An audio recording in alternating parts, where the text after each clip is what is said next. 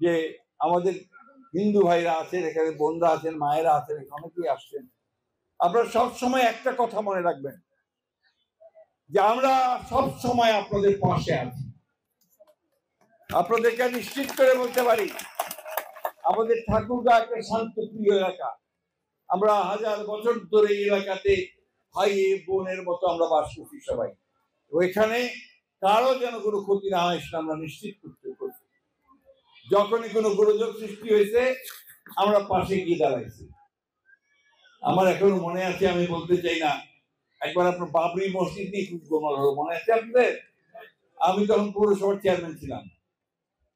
তা আমাকে বলা হলো যে ইন্দ্রবাবুর একটু ঝামেলার মধ্যে আছে, তাদেরকে নিরাপত্তা দিতে হবে। আমি নিজে গাড়ি নিয়ে গেছি, আমি তাই ফ্যামিলিকে নিয়ে ঠাকুরগাঁতে গিয়ে নিরাপদ জায়গায় আমি করতে দিয়েছি। আমরা সবসময় পাশে থাকি।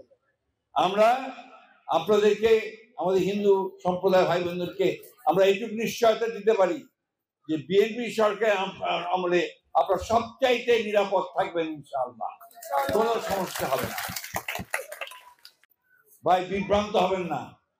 এই যে টেলিফোনটা আছে না, টেলিফোনটার মধ্যে আপনাদের বিশেষ করে যারা ছেলে মেয়েরা আছে, লেখাপড়া করে স্কুল কলেজে, ওরা সবাই জানে ফেসবুক বলে একটা জিনিস আছে, ঠিক না?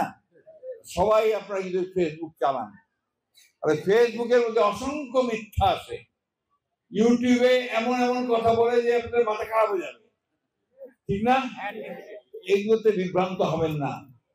এই মিটিং গুলোতে মানুষের মুখ দেখে বুঝতে পারবেন যে সবাই পরিবর্তন চায় এবং সবাই ভোট দিয়ে সরকার গঠন করতে চায়, ঠিক না? আর বাংলাদেশের মানুষের কাছে সবচেয়ে নির্ভরশীল নিরাপদ দল হচ্ছে বিএনপি। বিএনপিকে নিয়েই তারা সেই সরকার গঠন করতে চায়। তাও যেন আওয়ামী লীগের মতো অন্যায় না করেন। অন্যায় করতে গেলে মানুষ ক্ষমা করবে না, মানুষ ভালোবাসবে না। ওই আওয়ামী লীগকে যেভাবে ছুড়ে দিছে আপনাদেরকে সেভাবে ছুড়ে দিবে। সুতরাং ওই অন্যায় কেউ যেন না করে সেদিকে খেয়াল রাখবে। নেতাদেরকে অনুরোধ করব, নিজেরা অত্যন্ত শক্তিশালী নিয়ে আপনারা এই সমস্ত অপকর্মগুলোকে বন্ধ করার চেষ্টা করবেন। যদি করতে চায় আমাদের জেলা নেতাদের বলবেন, তাহলে পুলিশের কাছে দেবেন, সরাসরি তুলে দিবেন।